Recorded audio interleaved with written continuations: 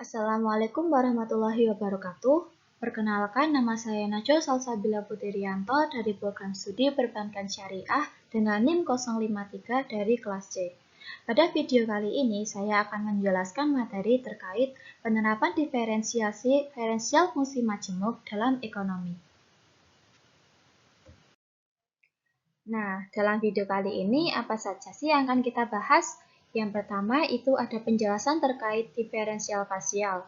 Lalu selanjutnya kita akan membahas penerapannya dalam ekonomi. Yang pertama itu ada permintaan marginal, lalu yang kedua itu ada elastisitas permintaan parsial, lalu yang ketiga itu ada biaya produksi gabungan, lalu yang ketiga itu ada utilitas marginal parsial, yang keempat, yang kelima itu ada keseimbangan konsumsi, lalu yang terakhir itu ada keseimbangan produksi.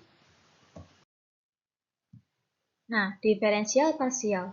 Sebuah fungsi yang memiliki satu jenis variabel independen, memiliki satu macam turunan. Variabel independen itu adalah variabel yang berdiri sendiri.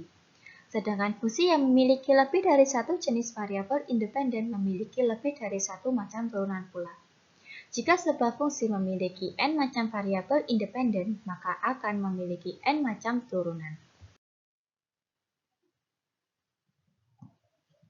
Nah, jika Y sama dengan F dalam kurung XZ, maka turunan Y terhadap X itu bisa dirumuskan dengan delta Y per delta X, lalu turunan Y terhadap Z bisa dirumuskan menjadi delta Y per delta Z, lalu turunan total itu merupakan jumlah dari turunan Y terhadap X ditambah turunan Y terhadap Z.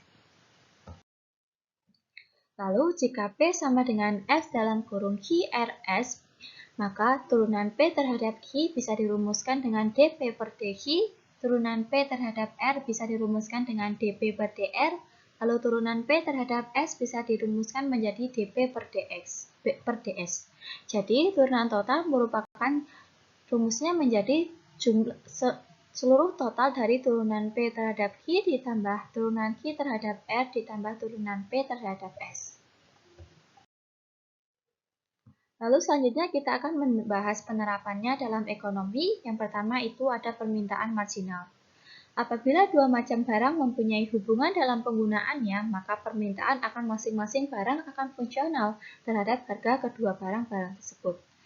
Dengan perkataan lain, jika barang A dan barang B mempunyai hubungan penggunaan, maka QDA sama dengan F dalam kurung harga A dengan harga B, dan QDB sama dengan F harga A dan harga B. Derivatif pertama dari QDA dan QDA B adalah fungsi-fungsi permintaan marginalnya, di mana QDA per PA merupakan permintaan marginal akan barang A berkenaan dengan harga barang A, lalu QDA per PB adalah permintaan marginal akan barang A berkenaan dengan harga barang B, lalu QDB per PA adalah permintaan marginal akan B berkenaan dengan harga barang A, lalu QDB per PB adalah permintaan marginal akan barang B berkenaan dengan harga dari barang B. Lalu elastisitas permintaan parsial. Dengan dapat diturunkannya fungsi permintaan marginal tersebut, dapat dihitung elastisitas parsialnya. Dalam hal ini terdapat dua macam elastisitas permintaan, yaitu elastisitas yang mengukur kepekaan permintaan suatu barang berkenaan dengan harga barang tersebut atau elastisitas harga permintaan, dan elastisitas yang mengukur kepekaan permintaan suatu barang berkenaan dengan harga barang lain atau elastisitas silang permintaan. Lalu selanjutnya ada biaya produksi gabungan. Apabila sebuah perusahaan menghasilkan dua macam output dan biaya yang dikeluarkannya untuk memproduksi kedua macam produk itu merupakan biaya produksi gabungan atau joint production cost, maka perhitungan keuntungan maksimum yang diperolehnya dapat diselesaikan dengan pendekatan diferensial parsial. Dengan metode serupa, pendekatan ini dapat pula digunakan untuk menganalisis kasus perusahaan yang menghasilkan lebih dari dua macam produk yang biaya produksinya juga merupakan biaya produksi gabungan. Lalu selanjutnya ada utilitas marginal parsial. Dalam kenyataan sehari-hari, konsumen tidak hanya mengkonsumsi satu macam barang, tetapi bermacam-macam. Jika kepuasan konsumen dilambangkan dengan U dan barang-barang yang dikonsumsi dilambangkan dengan Q1, maka dalam kurung I sama dengan 1, 2, sampai N. Maka fungsi utilitas dapat dituliskan dengan notasi U sama dengan F dalam kurung Q1, Q2, Q3, sampai Qn.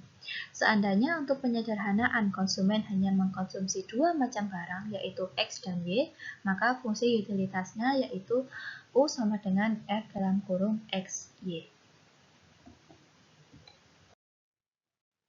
Lalu selanjutnya ada keseimbangan konsumsi, merupakan suatu keadaan atau tingkat kombinasi konsumsi beberapa macam barang yang memberikan kepuasan optimum.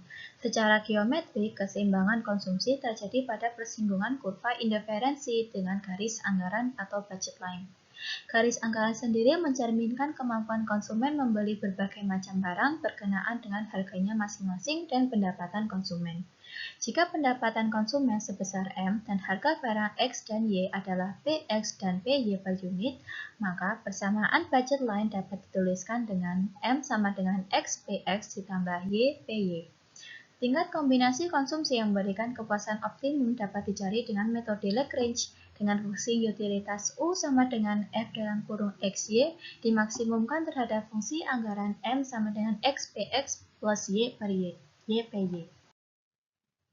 Lalu yang terakhir ada keseimbangan produksi, merupakan suatu keadaan atau tingkat kombinasi faktor-faktor produksi yang optimum, yakni tingkat pencapaian produksi dengan kombinasi biaya terendah atau least cost combination.